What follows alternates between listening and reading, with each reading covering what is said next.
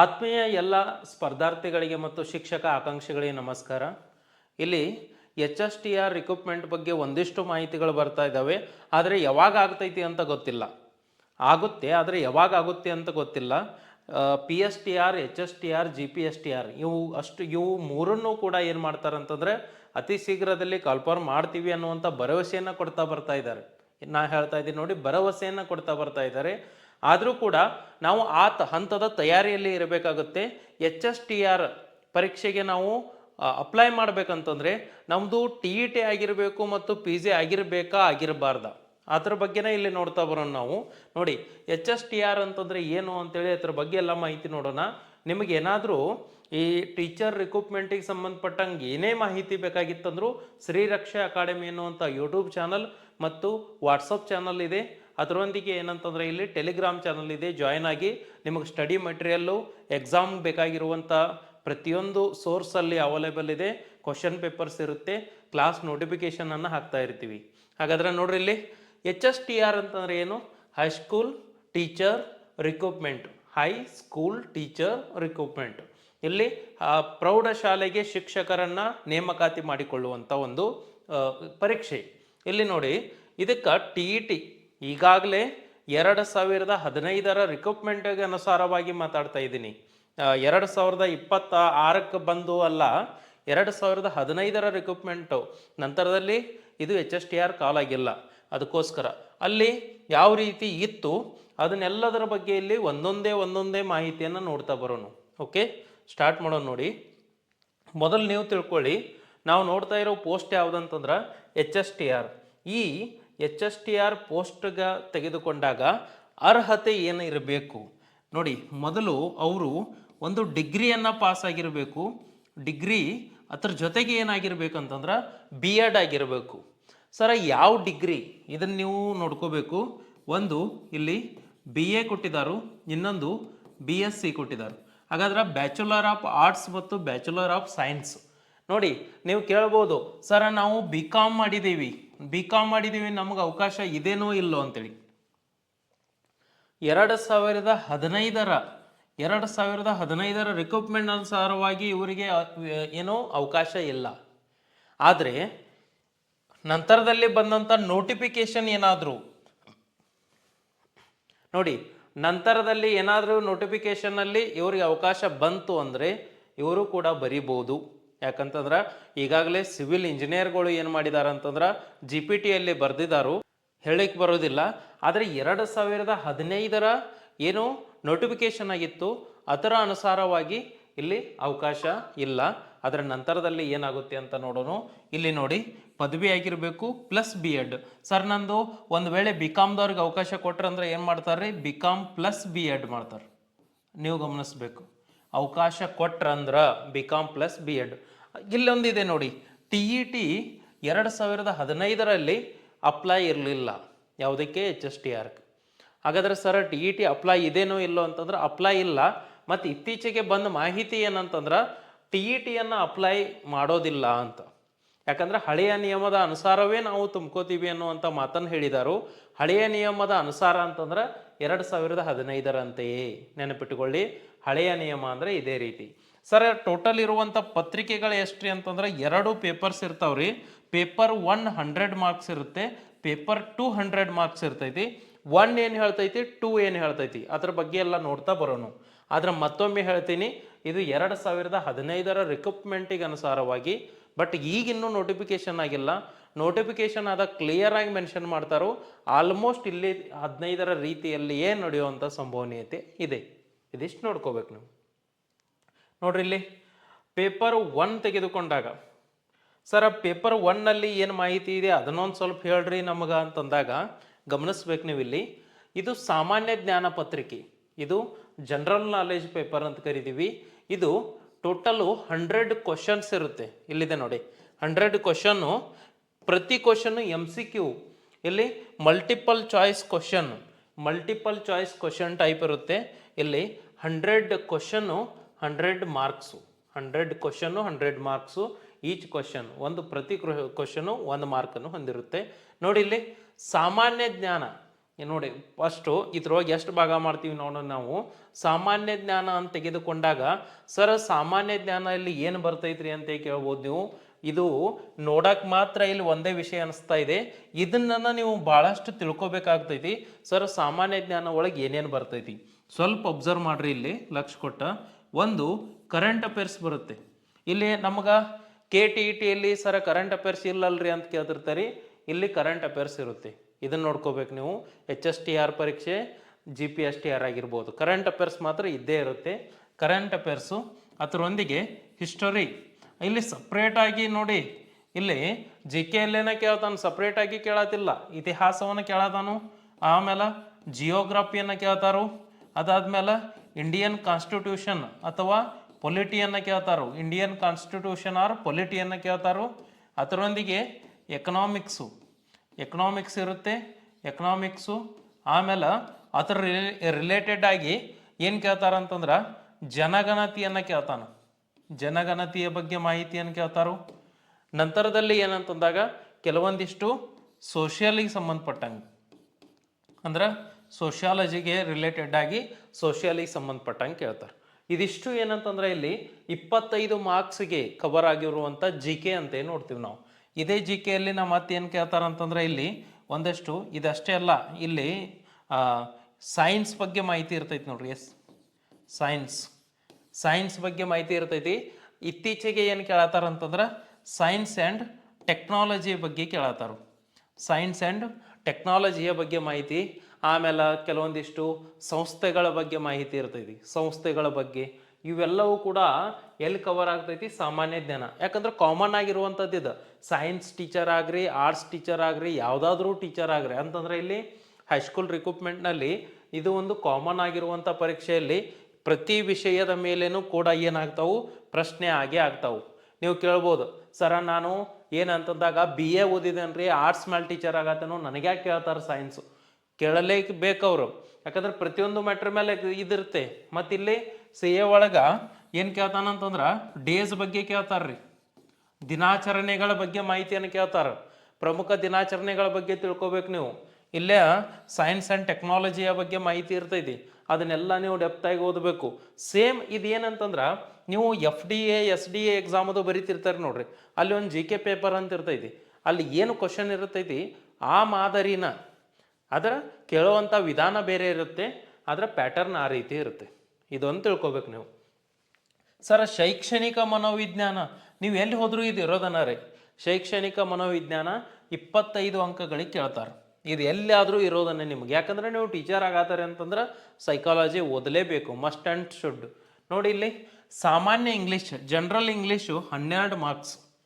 Basic ಆಗಿ ಒಬ್ಬ knowledgeable ಪರ್ಸನ್ಗೆ ಎಷ್ಟು ಇಂಗ್ಲೀಷ್ ಬೇಕು ಅಷ್ಟು ಬೇಸಿಕ್ ಆದರೂ ಇಲ್ಲಿ ಬೇಕೇ ಆಗುತ್ತೆ, ಅದಕ್ಕೆ ಕೊಟ್ಟಿರ್ತಾರೆ. ನೋಡಿ ಕಂಪ್ಯೂಟರ್ ನಾಲೆಜ್, ಯಾಕಂದ್ರೆ ಈಗಿನ ಶಿಕ್ಷಕರೆಲ್ಲ ಅಪ್ಡೇಟೆಡ್ ಶಿಕ್ಷಕರು ಆಗಲೇಬೇಕು. ಅದಕ್ಕೋಸ್ಕರ ಆ ಶಿಕ್ಷಕರು ಡಾಟಾ ಕಲೆಕ್ಟ್ ಮಾಡ್ಬೋದು. ಅದು ಪ್ರತಿಯೊಂದು ಈಗ ಸರ್ಕಾರಿ ಶಾಲೆ ಆಗಲಿ, ಪ್ರೈವೇಟ್ ಶಾಲೆ ಆಗಲಿ, ಕಾಲೇಜ್ಗಳಾಗಲಿ, ಪ್ರತಿಯೊಂದು ಕೆಲಸ ಈಗ ಬುಕ್ನಲ್ಲಿ ಬರೆದಿಡೋ ಮಾದರಿ ಹೋಗಿದೆ, ಈಗಾಗಲೇ ನಿಮಗೂ ಗೊತ್ತೈತಿ. ಅದಕ್ಕೋಸ್ಕರ ಆ ಶಿಕ್ಷಕನಿಗೆ ಬೇಸಿಕ್ ಆಗಿರುವಂಥ ಕಂಪ್ಯೂಟರ್ ನಾಲೆಜ್ ಇರಬೇಕಂತೇಳಿ ಕಂಪ್ಯೂಟರ್ ಸಾಕ್ಷರತೆ ಇಲ್ಲಿ ಏನು ಕೇಳ್ತಾರೆ ಅಂತಂದ್ರೆ ಫಂಕ್ಷನ್ ಕೀಗಳ ಬಗ್ಗೆ ಮಾಹಿತಿ, ಕಂಪ್ಯೂಟರ್ ಬಗ್ಗೆ ಮಾಹಿತಿ, ಕಂಪ್ಯೂಟರ್ ಜನ್ರೇಷನ್ಗಳ ಬಗ್ಗೆ ಮಾಹಿತಿ, ಅದರೊಂದಿಗೆ ಫೈಲ್ಗಳು ಯಾವ ರೀತಿ ಮಾಡೋದು, ಅದಕ್ಕೆ ಯಾವ್ಯಾವ ಕೋಡ್ ಇದೆ, ಯಾವ್ಯಾವ ಹೆಸರಿದೆ, ಅದರ ಮೇಲೆ ಕ್ವಶನ್ ಇರುತ್ತೆ. ಇನ್ನು mental ability, general mental ability ಮತ್ತು ಆಪ್ಟಿಟ್ಯೂಡ್ ರೀಸನಿಂಗ್ ಇದಿರುತ್ತೆ ನೋಡಿ. ಜನರಲ್ ಮೆಂಟಲ್ ಎಬಿಲಿಟಿ ಅಂದ್ರೆ ಮಕ್ಕಳಿಗೆ ಪಾಠ ಮಾಡುವಂಥ ಶಿಕ್ಷಕ ಬೌದ್ಧಿಕವಾಗಿ ಸದೃಢ ಆಗಿರ್ಬೇಕಲ್ರಿ. ಅದಕ್ಕೋಸ್ಕರ ಇಲ್ಲಿ ಮೆಂಟಲ್ ಸಿಂಪಲ್ ಆಗಿರುವಂಥದ್ದು, ಭಾಳಷ್ಟು ಏನು ಡಿಫಿಕಲ್ಟ್ ಆಗಿರೋದಿಲ್ಲ. ನೀವು ಅನ್ಕೋಬೋದು ಸರ್ ಏನ್ರಿ ಭಾಳಷ್ಟು ಕಠಿಣ ಇರ್ತೈತೇನ್ರಿ? ಅಲ್ಲ, ಇದನ್ನು ಕ್ವಶನ್ ಪೇಪರು ಸಾಲ್ವ್ ಮಾಡ್ತೇನೆ ನಾ HSTR, ಅವಾಗ ನಿಮಗೆ ಗೊತ್ತಾಗುತ್ತೆ. ನೋಡಿ ಈ ರೀತಿ ಮೆಂಟಲ್ ಎಬಿಲಿಟಿ ಇರ್ತೈತಿ. ಓವರ್ ಆಲ್ ಆಗಿ ನಿಮಗೆ ಇಲ್ಲಿ ಹೆವಿ ಅನ್ಸೋದು ಎಲ್ಲಿ ಅಂತಂದ್ರೆ ಇದೇ ನೋಡಿ, ಸಾಮಾನ್ಯ ಜ್ಞಾನ. ಇದನ್ನು ಯಾರು ಜಾಸ್ತಿ ಓದ್ತಾರಿ ಅವ್ರ ಸ್ಕೋರ್ ಜಾಸ್ತಿ ಆಗ್ತೈತಿ. ಆದರೆ ಇದು ಒಂದರೊಳಗೆ ಇಷ್ಟೆಲ್ಲ ಇದೆ. ಇನ್ನೂ ಯಾವಾದರೂ ಪಾಯಿಂಟ್ ಬಿಟ್ಟಿನಿ ಅಂತಂದ್ರೆ ಅವ್ನು ನೀವು ಆ್ಯಡ್ ಮಾಡ್ಕೊಳ್ಳಿ ಇಲ್ಲಿ. ಆದರೆ ಆಲ್ಮೋಸ್ಟ್ ಕವರ್ ಆಗಿದೆ ನೋಡಿ. Current affairs, history, geography, polity, economics, ಜನಗಣತಿಯ ಬಗ್ಗೆ ಇರ್ತೈತಿ. ಸೋಷಿಯಲ್ ಅಂತಂದ್ರೆ ಅದಕ್ಕೆ ಯಾವುದಾದ್ರೂ ಸಿದ್ಧಾಂತ ವೈಭವ ಇದ್ರ ಮೇಲೆ ಇರುತ್ತೆ. ಇನ್ನು ಸೈನ್ಸ್ ಆ್ಯಂಡ್ ಟೆಕ್ನಾಲಜಿ ಎಲ್ಲ ವಿಷಯ ಪ್ರಮುಖವಾಗಿ ಕವರ್ ಮಾಡಿದ್ದೇನೆ ಅಲ್ಲಿ. ಇದಿಷ್ಟಕ್ಕರ ಮೇಲೆ ನಮಗೆ ಪೇಪರ್ 1 ನಾವು ಪ್ರತಿ ಪೇಪರ್ನಲ್ಲಿ ಸ್ಕೋರ್ ಎಷ್ಟು ಮಾಡ್ತೀವಿ ಅದ್ರ ಮೇಲೆ ಡಿಪೆಂಡ್ ಆಗುತ್ತೆ. ಮತ್ತು ಸರ್ ಕೇಳ್ಬೋದು ನೀವು, ಸರ ಋಣಾತ್ಮಕ ಇದೆ ಏನ್ರಿ? ಇಲ್ಲ. ಋಣಾತ್ಮಕ ಅಂತಂದ್ರೆ ನೆಗೆಟಿವ್ ಇದೆ ಏನ್ರಿ ಅಂತಂದ್ರೆ ಇಲ್ಲ. ಇಲ್ಲಿ ಯಾವುದೇ ರೀತಿಯಾಗಿರುವಂಥ ನೆಗೆಟಿವ್ಗೆ ಅವಕಾಶ ಇರೋದಿಲ್ಲ. ನೀವು ಎಷ್ಟು ಕರೆಕ್ಟ್ ಮಾಡ್ತೀರಿ ಅಷ್ಟು ಮಾರ್ಕ್ಸ್. ನೋಡಿ, ಒಂದು ಕ್ವಶನ್ ಕರೆಕ್ಟ್ ಮಾಡ್ರಿ ಅಂತಂದ್ರೆ 1 ಮಾರ್ಕ್ ಬಂತು, ಎರಡನೇದು ಕರೆಕ್ಟ್ ಮಾಡಿಲ್ಲ ಹೋಯ್ತು, ಮೂರನೇದು ಕರೆಕ್ಟ್ ಮಾಡಿರಿ ಬಂತು. ಹಾಗಾದರೆ ನೆಗೆಟಿವ್ ಇಲ್ಲ. ನೋಡಿ, ಭಾಳಷ್ಟು ಇದು ಇಂಪಾರ್ಟೆಂಟ್ ನಿಮಗೆ. ಋಣಾತ್ಮಕ ಅಂಕ ಏನಂತಂದಾಗ ಇಲ್ಲ, ಇಲ್ಲಿ ನೆಗೆಟಿವ್ ಇಲ್ಲ. ನಮ್ಮ ಮೈಂಡ್ಸೆಟ್ ನೆಗೆಟಿವ್ ಆಗಿದೆ, ಅದಕ್ಕೋಸ್ಕರ ಮೊದಲು ನಾವು ಪಾಸಿಟಿವ್ ಆಗಬೇಕು. ಇದು ಪೇಪರ್ 1. ಇನ್ನು ಸರ ಪೇಪರ್ 1 100 ಮಾರ್ಕ್ಸ್ ಆತ್ರಿ. ಪೇಪರ್ 2 ಏನಂತಂದಾಗ ನಿಮ್ಮ ವಿಷಯಕ್ಕೆ ಸಂಬಂಧಪಟ್ಟಂಗೆ. ಸರ್ ನಾ ಏನಂತಂದಾಗ ಇಲ್ಲಿ ಡಿಗ್ರಿಯಲ್ಲಿ ನಾ ಏನು ಮಾಡಿದ್ದೀನಿ, ಆಪ್ಷನಲ್ ಆಗಿ ಸಬ್ಜೆಕ್ಟ್ಗಳನ್ನು ತೆಗೆದುಕೊಂಡಿದ್ದೀನಿ. ನಂದು ಏನಿದೆ, ಹಿಸ್ಟ್ರಿ ಇದೆ, ಜಿಯೋಗ್ರಫಿ ಇದೆ, ಇನ್ನೊಂದು ಏನಿದೆ ಅಂತಂದ್ರೆ ಇಂಗ್ಲೀಷ್ ಇದೆ. ಹಾಗಾದ್ರೆ ಅದು ಆಪ್ಷನಲ್ ಇಂಗ್ಲೀಷು ಅಥವಾ ಆಪ್ಷನಲ್ ಕನ್ನಡ. ಈ ರೀತಿ ನಂದು ಹಿಸ್ಟ್ರಿ ಇದೆ ರೀ, ಜಿಯೋಗ್ರಫಿ ಇದೆ, ಇಂಗ್ಲೀಷ್ ಇದೆ ಅಂತಂದಾಗ ನೀನು ಇಂಗ್ಲೀಷ್ಗೂ ಟೀಚರ್ ಆಗ್ಬೋದು, ನೀನು ಹಿಸ್ಟ್ರಿಗೂ ಟೀಚರ್ ಆಗ್ಬೋದು. ಇಲ್ಲಿ ನೋಡಿ, ಸಮಾಜ ವಿಜ್ಞಾನ ಓವರ್ ಆಲ್ ಎಲ್ಲ ಕೂಡ SS ಅಂತೆ ಕನ್ಸಿಡರ್ ಆಗ್ತೈತಿ. ಅದು ಎಕನಾಮಿಕ್ಸು ಪೊಲಿಟಿ ಏನೋ ಮಾಡ್ರಿ ನೀವು, ಇದು ಓವರ್ ಆಲ್ ಆಗಿ SS ಅಂತೆ ಕನ್ಸಿಡರ್ ಆಗ್ತೈತಿ. ನೀವು ಕೇಳ್ಬೋದು ಏನಂತಂತಾರೆ, ಸರ ನಂದು ನಾ ಏನು ಮಾಡಿದ್ದೀನಿ ಅಂತಂದ್ರೆ ಇಲ್ಲಿ ಆಪ್ಷನಲ್ ಇಂಗ್ಲೀಷ್ ಮಾಡಿದ್ದೀನಿ ಅಂತಂದ್ರೆ ನೀವು ಇಂಗ್ಲೀಷ್ ಟೀಚರು ಆಗ್ಬೋದು. ನಾ ಹೇಳ್ತಾ ಇರೋದು ಆಪ್ಷನಲ್ ಬೇಸಿಕ್ ಅಲ್ಲ. ಆಪ್ಷನಲ್ ಇಂಗ್ಲೀಷ್ ಮಾಡಿದರೆ ಇಂಗ್ಲೀಷ್ ಟೀಚರು, ಆಪ್ಷನಲ್ ಕನ್ನಡ ಮಾಡಿದರೆ ಕನ್ನಡ ಟೀಚರು, ಆಪ್ಷನಲ್ ಹಿಂದಿ ಮಾಡಿದರೆ ಹಿಂದಿ ಟೀಚರು. ಆಪ್ಷನಲ್ ಆಗಿ 3 ಲ್ಯಾಂಗ್ವೇಜ್, ಈ ಲ್ಯಾಂಗ್ವೇಜ್ನಲ್ಲಿ ಯಾವುದಾದ್ರೂ ತೊಗೊಂಡಿದ್ದೀರಿ ಅಂದ್ರೆ ಆ ಭಾಷಾ ಶಿಕ್ಷಕರು ಆಗ್ಬೋದು ನೀವು. ಅದು ಎಲ್ಲಿ ತೊಗೊಂಡಿರ್ಬೇಕು ರೀ ಸರ ಅಂತಂದ್ರೆ ನಿಮ್ಮ ಡಿಗ್ರಿಯಲ್ಲಿ ತೊಗೊಂಡಿರ್ಬೇಕು. ನೀವು ಡಿಗ್ರಿಯಲ್ಲಿ ತೊಗೊಂಡಾಗ ಆ ಭಾಷಾ ಶಿಕ್ಷಕರಾಗ್ತಾರೆ. ನೆಕ್ಸ್ಟ್ ಇಲ್ಲಿ ಹಿಸ್ಟ್ರಿ ಆಗಿರ್ಬೋದು, ಜಿಯೋಗ್ರಫಿ, ಪೊಲಿಟಿ, ಎಕನಾಮಿಕ್ಸು, ಸೋಷಿಯಾಲಜಿ, ಆಮೇಲೆ ಸೈಕಾಲಜಿ ಯಾವುದಾದ್ರೂ ತೊಗೊಂಡಿದ್ರಿ ಅಂತಂದ್ರೂ ನೀವು ಇಲ್ಲಿ ಏನಾಗ್ಬೋದು, ಇಲ್ಲಿ SS ಸಮಾಜ ವಿಜ್ಞಾನ. ಇಲ್ಲಿ ಅದು ಮತ್ತು ಒಂದೇ ಸಬ್ಜೆಕ್ಟ್ ತೊಗೊಳ್ಳೋಂಗಿಲ್ಲ, ಅದ್ರೊಳಗೆ ಕಾಂಬಿನೇಷನ್ನಾಗಿ ತೊಗೋಬೇಕು. ಈಗ ಜಿಯೋಗ್ರಫಿ ಇನ್ನೊಂದು ವಿಷಯ, ಆಮೇಲೆ ಪೊಲಿಟಿಕಲ ಮತ್ತೊಂದು ವಿಷಯ, ಆ ರೀತಿಯಾಗಿ ತೊಗೊಂಡಿದ್ರಿ ಅಂತಂದ್ರೆ ಸಮಾಜ ವಿಜ್ಞಾನ ಶಿಕ್ಷಕರು ನೀವು ಆಗ್ಬೋದು. ಇನ್ನು ನಂತರದಲ್ಲಿ ದೈಹಿಕ ಶಿಕ್ಷಕರು ಇಲ್ಲೊಂದಿದೆ ನೋಡಿ, ಇವರು BP ಎಡ್ ಮಾಡಿರ್ತಾರೆ ನೋಡ್ರಿ ದೈಹಿಕ ಶಿಕ್ಷಕರು. ಅಲ್ಲಿ ಇವರು P ಟೀಚರ್ಗಳು, ಅವ್ರದ್ದು ರಿಕ್ರೂಟ್ಮೆಂಟು ಅವ್ರದ್ದು ಕೂಡ ಏನು ಮಾಡ್ತಾರಂತಂದ್ರೆ ಅವ್ರನ್ನೂ ಕರೆದಿರ್ತಾರೋ. ಅವರಿಗೆ ಆ ಪೇಪರ್ ಬೇರೆ ಇರುತ್ತೆ ನೋಡಿ, ಪ್ರತಿಯೊಬ್ಬರಿಗೂ ಒಂದೊಂದು ಪೇಪರ್. ಹಿಂದಿ. ಇನ್ನು ಸರ್ ಇಲ್ಲಿದೆ ಅಲ್ರಿ, ಇವೇನಿವು PM ಮತ್ತು CB ಅಂತಂದ್ರೆ ಇದು physics, maths, chemistry, biology.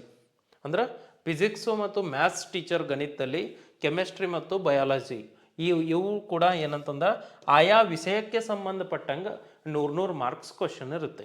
100 marks ಆಯಾ ವಿಷಯಕ್ಕೆ ಸಂಬಂಧಪಟ್ಟಂಗೆ ಪ್ರಶ್ನೆಗಳು ಇರ್ತಾವೆ. ಈಗ ನೀವು ಹೇಳ್ಬೋದು ಏನಂತಂದಾಗ ಪೇಪರ್ 2 ಅಲ್ಲಿ ನಾ ಸರ್ ಸಮಾಜ ವಿಜ್ಞಾನ ಟೀಚರ್ ಆಗತ್ತೇನ್ರಿ ಅಂತಂದ್ರೆ ನೀವು ನಾನು ಓದುವಂಗಿಲ್ಲ, ಇದೊಂದೇ ಓದಬೇಕು ಸಮಾಜ ವಿಜ್ಞಾನ. ಇಲ್ಲ ನಾನು ಏನಾಗತ್ತೇನು ಅಂತಂದ್ರೆ ಫಿಸಿಕ್ಸ್ ಮ್ಯಾಥ್ಸ್ ಟೀಚರ್ ಆಗತ್ತೇನಂತಂದ್ರೆ ಇದನ್ನಷ್ಟೇ ಓದಬೇಕು. ನೀವು ಹಿಂದಿ ಆಗ್ತಾರೆ ಅಂದರೆ ಹಿಂದಿ ಅಷ್ಟೇ ಓದಬೇಕು. ಇಲ್ಲ ನಾ ಎಲ್ಲ ಓದ್ತೇನೋ ಅಂತಲ್ಲ, ಅದನ್ನಷ್ಟ. ಮತ್ತು ನೀವು ಕೇಳ್ಬೋದು ಹಾಗಾದ್ರೆ ಸರ್ ಈ ಹಿಂದಿಂದನೂ ಹಂಗೆ ಮಾಡ್ತೇನೆ ರೀ ಅಂತಂದ್ರೆ ಇಲ್ಲ. ಇಲ್ಲಿ ಏನು ಮಾಡ್ಬೇಕು, ನೀವು ಪ್ರತಿ ವಿಷಯವನ್ನು ಓದಲೇಬೇಕು. ಇದು ಕಾಮನ್ ಆಗಿರುವಂಥದ್ದು. ಇದನ್ನು ಎಲ್ಲರೂ ಕೂಡ ಪೇಪರ್ 1 ಬರಿಬೇಕಾಗ್ತೈತಿ. ಈ ಇಷ್ಟು ವಿಷಯಗಳನ್ನು ನೀವು ಓದಲೇಬೇಕು 100 ಮಾರ್ಕ್ಸಿಗೆ. ಈಗ ನಿಮಗೊಂದು ಐಡಿಯಾ ಬಂತು ಪೇಪರ್ 1 ಮತ್ತು ಪೇಪರ್ 2 ಏನು ಹೇಳ್ತಾ ಇದೆ. ನೆಗೆಟಿವ್ ಅಂಕಗಳು ಯಾವ ಪರೀಕ್ಷೆಗೂ ಇಲ್ಲ. ಪತ್ರಿಕೆಗೆ ಆಯ್ಕೆಯ ವಿಧಾನ ಇಲ್ಲಿ ನೋಡಿ, ಆಯ್ಕೆಯ ವಿಧಾನವನ್ನು ತೆಗೆದುಕೊಂಡಾಗ ಇಲ್ಲಿ ಪದವಿ, ನೀವು ಡಿಗ್ರಿ ಮಾಡಿರ್ತೀರಿ ನೋಡಿ, ಈ ಡಿಗ್ರಿಯಲ್ಲಿ ನೀವು ಔಟ್ ಆಫ್ ನೋಡಿ 100ಕ್ಕೆ 100 ಸ್ಕೋರ್ ಮಾಡಿದ್ರಿ ಅಂತಂದ್ರೆ ಅದನ್ನು 20% ಕನ್ಸಿಡರ್ ಮಾಡ್ತಾರೆ. ಎಷ್ಟು ಕಡಿಮೆ ಮಾಡಿರ್ತಾರೆ ಅಷ್ಟು ಕಡಿಮೆ ಇಲ್ಲಿ ಕನ್ಸಿಡರ್ ಆಗುತ್ತೆ. ಇನ್ನು ನೀವು ಬಿ ಎಡ್ ಮಾಡಿರ್ತೀರಿ, ಆ BEdನಲ್ಲಿ ತೆಗೆದುಕೊಂಡಂತಹ ಟೋಟಲ್ ಮಾರ್ಕ್ಸ್, ಆ ಟೋಟಲ್ ನಿಮ್ಮ ಪರ್ಸೆಂಟೇಜ್ ಎಷ್ಟಾಗಿರ್ತೈತೆ ನೋಡ್ರಿ, ಪರ್ಸೆಂಟೇಜ್ ಅದನ್ನು 10% ಅಂತ ಕನ್ಸಿಡರ್ ಮಾಡ್ತಾರೆ. ಇಲ್ಲಿ ನೋಡಿ ಡಿಗ್ರಿಯಲ್ಲಿದು 20%, BEdನಲ್ಲಿ 10%. ಇನ್ನು ನೀವು ಪೇಪರ್ 1 ಮತ್ತು ಪೇಪರ್ 2 ಎರಡನ್ನೂ ಬರಿತೀರಿ ನೋಡಿ. ಪೇಪರ್ 1 ಜನರಲ್ ಅವೇರ್ನೆಸ್ ಆಗಿರ್ಬೋದು, ಏನದು ಜನರಲ್ ನಾಲೆಜ್. ಇಲ್ಲಿ P1 ಮತ್ತು P2 ಇವೆರಡನ್ನು ಕೂಡಿಸಿ ಏನು ಮಾಡ್ತಾರಂತಂದ್ರೆ ನಿಮ್ಮದು 70% ಕೌಂಟ್ ಮಾಡ್ತಾರೆ. ಅವೆರಡನ್ನು ಕೂಡಿಸಿ ಅಂದ್ರೆ 200 ತೊಗೊಂಡಿರಿ ಅಂತಂದ್ರೆ 70% ಅಂತಂದಂಗೆ. ಅದಕ್ಕಿಂತ ಕಡಿಮೆ ಎಷ್ಟು ಬಿದ್ದಿರ್ತೈತೆ ಅದ್ರ ಮೇಲೆ ಕೌಂಟ್ ಮಾಡಿ ಈ ಮೂರನ್ನು ಕೂಡ ಅವರು ಏನು ಮಾಡ್ತಾರಂತಂದ್ರೆ ಒಂದು ಕಂಬೈಂಡ್ ಆಗಿ ಆ ಮೂರನ್ನು ಕೌಂಟ್ ಮಾಡಿ ಅದನ್ನು ಒಂದು ಮೆರಿಟ್ ಲಿಸ್ಟ್ ಅಂತ ಬಿಡ್ತಾರೆ. ಅದನ್ನು ಮೆರಿಟ್ ಲಿಸ್ಟ್ ಅಂತ ಬಿಟ್ಟು ಕಾಸ ಅದರಲ್ಲಿ ಯಾರು ಜಾಸ್ತಿ ಸ್ಕೋರ್ ಮಾಡಿರ್ತಾರೋ ಅದನ್ನು ಕ್ಯಾಟಗರಿ ವೈಸು ಅಲ್ಲಿ ಮತ್ತು ಇದ್ರ ವೈಸ್ ಬಿಡ್ತಾರೆ, ಡಿಸ್ಟ್ರಿಕ್ಟ್ ವೈಸು, ಆಮೇಲೆ ಕ್ಯಾಟಗರಿ ವೈಸು ಅದನ್ನೆಲ್ಲ ಮಾಡಿ ಅಲ್ಲಿ ಮೇಲು ಫಿಮೇಲ್ ಇರುತ್ತೆ ಅದೆಲ್ಲ ಕನ್ಸಿಡರ್ ಮಾಡಿ ಕಾಸು ಏನು ಮಾಡ್ತಾರೆ ಅಂತಂದ್ರೆ ಫೈನಲ್ ಲಿಸ್ಟ್ ಒಂದು ಬಿಡ್ತಾರೆ. ಇದಿಷ್ಟು ಏನಂತಂದ್ರೆ ಇಲ್ಲಿ HSTR ರಿಲೇಟೆಡ್ ಇರುವಂಥದ್ದು. ನೀವು ಅನ್ಕೋತಿರ್ತೀರಿ HSTR ಅಂದರೆ ಯಾವ ರೀತಿ ರೀ ಸರ, ತಿಳಿತಾ ಇಲ್ಲ. HSTR ಅಂತಂದ್ರೆ ಸಿಂಪಲ್ಲು, ಇದು ಏನಂತಂದಾಗ ಪ್ರೌಢಶಾಲೆಯ ಶಿಕ್ಷಕರ ನೇಮಕಾತಿ. ಇಲ್ಲಿ TET ಮತ್ತು PG ಈ ಮೊದಲು ಕೇಳಿಲ್ಲ, TET ಇಲ್ಲವೇ ಇಲ್ಲ, PG ಅಂತೂ ಇಲ್ಲ. ನಂತರದ ದಿನಮಾನಗಳಲ್ಲಿ ಬಂತು ಅಂತಂದ್ರೆ ಅದು ನೋಟಿಫಿಕೇಷನಲ್ಲಿ ಆಗುತ್ತೆ. ಆದರೆ ಹಳೆಯ ರಿಕ್ರೂಟ್ಮೆಂಟ್ ಅಂತೂ ಇದೇ ರೀತಿ ಇತ್ತು. 2015ರಿಂದ ಇಲ್ಲಿವರೆಗೂ 10 ವರ್ಷ ಆದರೂ ರಿಕ್ರೂಟ್ಮೆಂಟ್ ಆಗಿಲ್ಲ. ಇನ್ನು ಮುಂದೆ ಆಗುವಂಥ ರಿಕ್ರೂಟ್ಮೆಂಟ್ನಲ್ಲಿ ಇದೇ ರೀತಿ ಇರುತ್ತೆ ಅಂತ ಹೇಳ್ತಾ ಇದ್ದಾರೆ, ನೋಡಬೇಕು. ಆದರೂ ಕೂಡ ನಿಮ್ಮ ತಲೆಯಲ್ಲಿರಲಿ, ಪೇಪರ್ 1 ಮತ್ತು ಪೇಪರ್ 2 ಇರುತ್ತೆ. ಪೇಪರ್ 1ಗೆ ನೀವು ಪ್ರಿಪೇರ್ ಆಗಬೇಕಂತಂದ್ರೆ ಕಂಪ್ಲೀಟ್ ಆಗಿರುವಂಥ ಜನರಲ್ ನಾಲೆಜ್ ಗೊತ್ತಿರಬೇಕು ಮತ್ತು ಸೈಕಾಲಜಿ ಗೊತ್ತಿರಬೇಕು, ಮೆಂಟಲ್ ಅಬಿಲಿಟಿ ಗೊತ್ತಿರಬೇಕು. ಅದರ ಜೊತೆಗೆ ಏನಂತಂದಾಗಿಲ್ಲಿ ನಿಮ್ಮ paper computer knowledge, Kannada, English grammar ಈ ರೀತಿಯಾಗಿರುವಂಥ ಮಾಹಿತಿ ಇರಬೇಕು. ಅದರ ಜೊತೆಗೆ ಏನಂತಂದ್ರೆ ಸ್ಪೆಸಿಫಿಕ್ ಆಗಿ ನಿಮ್ಮ ಸಬ್ಜೆಕ್ಟ್ ನೀವು ಯಾವ ವಿಷಯವನ್ನು ಆಯ್ಕೆ ಮಾಡ್ಕೋತೀರಿ ಅದನ್ನು ಭಾಳಷ್ಟು ಓದಿ ಅಧ್ಯಯನದಲ್ಲಿ ತೊಡಗ್ರಿ. ಅದರಿಂದ ನಿಮಗೇನಾಗ್ತೈತೆ ಅಂತಂದ್ರೆ ಆ ವಿಷಯದ ಮೇಲೆ ಹಿಡಿತಾ ಇರ್ತೈತಿ. ಸರ ನಾ PSTR ಓದ್ಲೋ, GPSTR ಓದ್ಲೋ, HSTR ಓದ್ಲೋ ಅಂತಂದಾಗ ನೋಡಿ, ನೀವು ಪೇಪರ್ 1ಅನ್ನು ಏನಾದರೂ ಪಾಸ್ ಮಾಡಿದ್ದೀರಿ ಅಂತಂದ್ರೆ ನಿಮ್ಗೆ ಬಿಲೋ 5th ಒಳಗೆ ಟೀಚಿಂಗ್ ಮಾಡೋ ಇಂಟ್ರೆಸ್ಟ್ ಇತ್ತಂತಂದ್ರೆ PSTR ಮಾಡಿರಿ. ಇಲ್ಲ ಸರ ನಾ ಒಂದು ಸ್ವಲ್ಪ ಹಾಯಿ ಹೋಗ್ತೀನಿ, ಇಲ್ಲ ನಾ BEd ಮಾಡಿದ್ದೀನಿ, ನಾ DEd ಮಾಡಿಲ್ಲ, ನಾ ಪೇಪರ್ 2ಅನ್ನು ಪಾಸ್ ಆಗಿದ್ದೀನಿ ಅಂತಂದ್ರೆ ನೀವು GPT ಮಾಡ್ಬೋದು, HSTR ಮಾಡ್ಬೋದು. ಎರಡೂ ನಿಮಗೆ ಕಂಬೈಂಡ್ ಆಗಿನೂ ಓದ್ಬೋದು. ನೀವು ಭಾಳಷ್ಟು ಏನು ಸಿಮಿಲಾರಿಟಿ ಎಲ್ಲ ಸೇಮ್ ಇರುತ್ತೆ. ಅವು ಎರಡನ್ನೂ ನೀವು ಕೂಡಿ ಓದಿ. ಅಲ್ಲಿ 400 ಮಾರ್ಕ್ಸ್ಗೆ ಅಲ್ಲಿ ಡಿಸ್ಕ್ರಿಪ್ಟಿವ್ ಇರುತ್ತೆ, 400 ಮಾರ್ಕ್ಸ್ ಇರುತ್ತೆ. ಅಲ್ಲೂ ಮಲ್ಟಿಪಲ್ ಚಾಯ್ಸು, ಡಿಸ್ಕ್ರಿಪ್ಟಿವ್, ಇಲ್ಲಿ ಮಲ್ಟಿಪಲ್ ಚಾಯ್ಸ್ ಇರುತ್ತೆ. ಅದನ್ನು ನೀವೇನು ಮಾಡ್ಕೋಬೋದು ಅಂತಂದ್ರೆ ಓದಿ ಕಾಸು ಅದನ್ನು ತಿಳ್ಕೊಬೋದು ನೀವು. ಆ ರೀತಿಯಾಗಿರುವಂಥದ್ದು ಇದನ್ನು ನೀವು ಅಪ್ಲೈ ಮಾಡ್ಕೊಳ್ಳಿ. ಅಲ್ಲಿಗೆ ಇಲ್ಲಿಗೆ ಏನು ಭಾಳಷ್ಟು ಚೇಂಜಸ್ ಏನಿರೋದಿಲ್ಲ. ಸ್ಪೆಸಿಫಿಕ್ ಸಬ್ಜೆಕ್ಟ್ ಬಂದಾಗ ಅದನ್ನು ನೀವು ಮಾಡಲೇಬೇಕಾಗುತ್ತೆ. ಸ್ಪೆಸಿಫಿಕ್ಕಿಗೆ ಮತ್ತು GKಗೆ ಎರಡಕ್ಕೂ ಒಂದೇ ರೀತಿಯ ಪರೀಕ್ಷೆ ಅಂತೂ ಇರೋದಿಲ್ಲ. ಇದೇ ಡಿಫ್ರೆಂಟು ಅದೇ ಡಿಫ್ರೆಂಟ್ ಆಗಿರುತ್ತೆ. ಅದಕ್ಕೋಸ್ಕರ ನೀವು ಏನು ಮಾಡ್ಕೋಬೋದು, ಇಲ್ಲಿ ಈ ಪರೀಕ್ಷೆಯನ್ನು ಭಾಳಷ್ಟು ನೀವು ಈಸಿಯಾಗಿ ಕ್ರ್ಯಾಕ್ ಮಾಡ್ಕೋಬೇಕಂತಂದ್ರೆ ನೀವು ನಿಮ್ಮ ಅಧ್ಯಯನದಲ್ಲಿ ತೊಡಗ್ರಿ. ಇದರದ್ದು ನೆಕ್ಸ್ಟ್ ಏನಾದರೂ ಮಾಹಿತಿ ಇತ್ತಂದ್ರೆ ನಿಮಗೆ ಶೇರ್ ಮಾಡ್ತೀನಿ. Thank you.